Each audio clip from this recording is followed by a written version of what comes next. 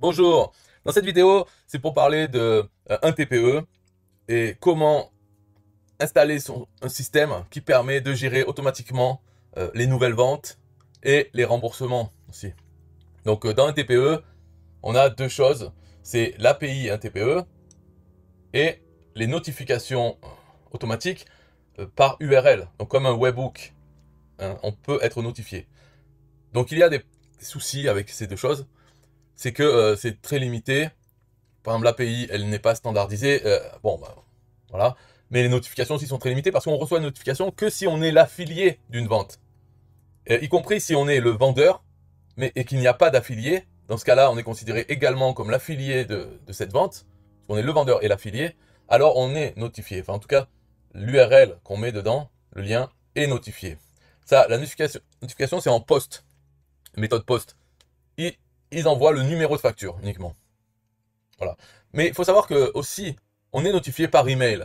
Et par email, on est notifié de beaucoup plus de choses. Une vente, on est notifié en tant que vendeur ou en tant qu'affilié. Même vendeur, avec une vente qui a été faite par un affilié, on est notifié aussi. De même, pour les remboursements, on est notifié par email. On n'est pas notifié par ça, pour les remboursements. De même, dans les paiements en plusieurs fois, quand il y a un problème de paiement, de prélèvement, pour la deuxième ou troisième fois, on est notifié par email de ce problème.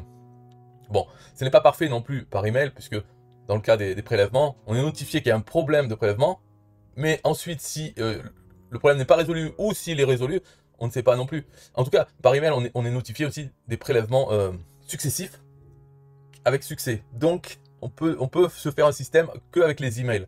Mais c'est compliqué, c'est un bricolage. Hein.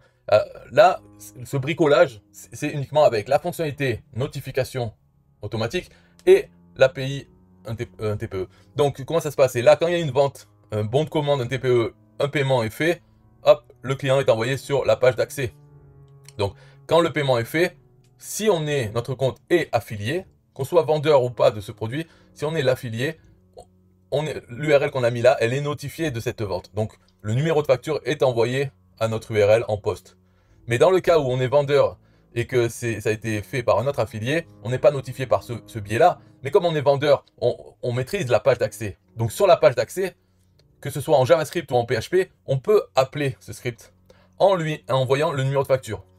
Donc comment cette page-là a accès au numéro de facture après la vente? Vous pouvez regarder dans la FAQ de un TPE, c'est dans l'URL de cette page d'accès, il faut indiquer dans la fiche de notre produit, il faut indiquer un argument dans l'URL. Donc il y en a deux, il y a les datas, les données, et le numéro de facture. Donc pour regarder dans la fac, si vous indiquez ça, la page d'accès reçoit le numéro de facture. Donc ce qu'il peut faire en JavaScript ou en PHP, c'est d'appeler ce script avec le numéro de facture. Donc il peut l'appeler, la page d'accès, elle ne sait pas si la personne a été notifiée ou pas. Parce que la page d'accès a juste le numéro de facture. Elle ne sait même pas qui est l'affilié de cette vente. Mais on pourrait le faire. Moi, dans mon cas, je ne le fais pas, mais on pourrait le faire. C'est-à-dire, la page d'accès appelle l'API un TPE en lui donnant le numéro de facture et lit le nom de l'affilié. On pourrait faire ça. Moi, je ne fais pas. La page d'accès, dans tous les cas, appelle le script. C'est le script, lui, qui gère tout ça, les factures.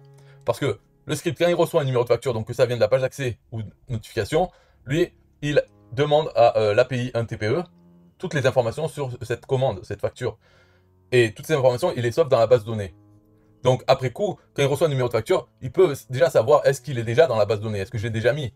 Et après, aussi, ce script, je l'appelle aussi une fois par jour, tous les jours. Et ça, c'est pour vérifier les remboursements. Parce que la garantie, un TPE de remboursement, c'est 30 jours.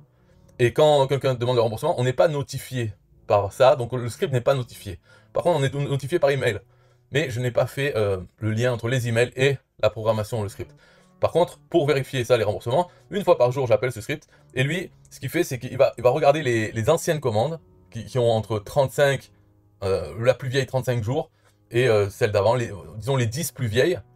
Il les regarde, et il regarde avec l'API 1 TPE, est-ce que le champ remboursement, est-ce qu'il est passé à oui?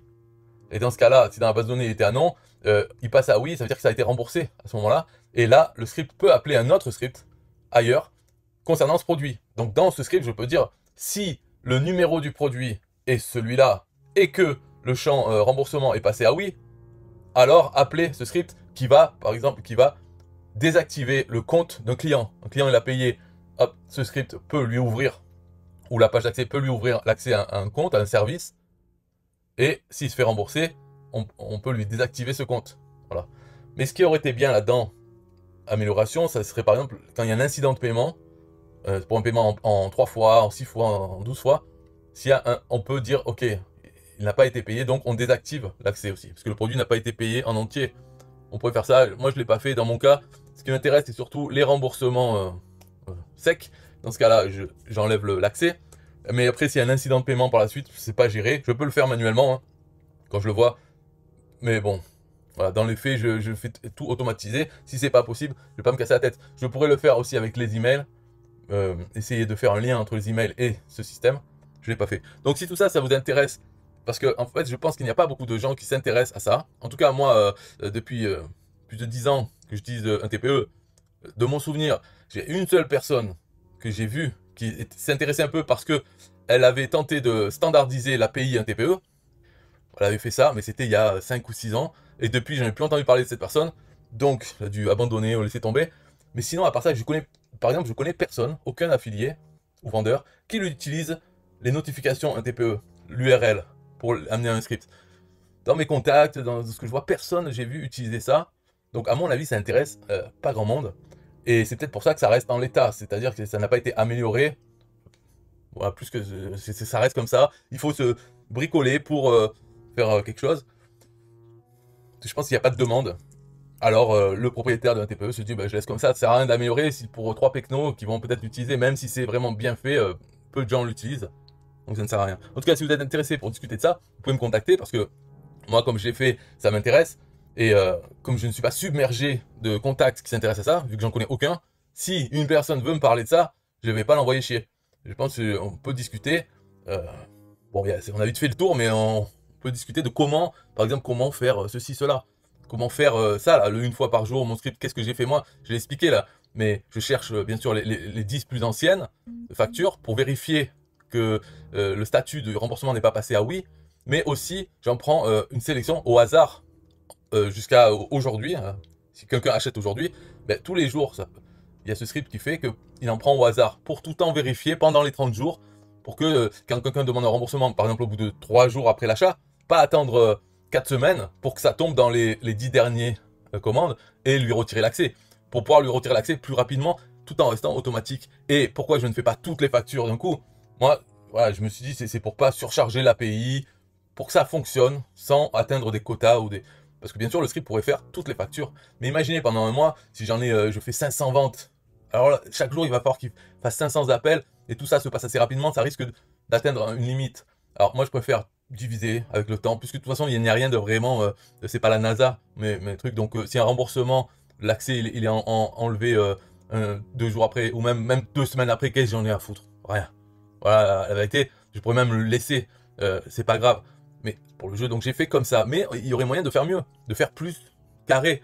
Hein, appeler l'API, sauver les choses, savoir par exemple, c'est quand la dernière fois qu'il a été vérifié. Parce que moi, je fais au hasard les commandes, mais je pourrais à chaque fois, dans la base de données, dire oh, j'ai vérifié celle-là il y a 3 jours. Et après, classer celle à vérifier en fonction de la date. La dernière fois que, comme ça, on va pas vérifier une au hasard tous les jours, alors qu'une autre ne va pas être, à cause du hasard, hein, ne va pas être vérifiée pendant 2 semaines. En faisant un truc en plus, on pourrait améliorer, ou alors les faire toutes carrément. Toutes les factures qui ont moins de 30 jours, les vérifier à chaque fois. Voilà. Donc on pourrait en discuter. Ça me ferait un changement, un truc assez positif. Voilà, c'est tout, bye bye.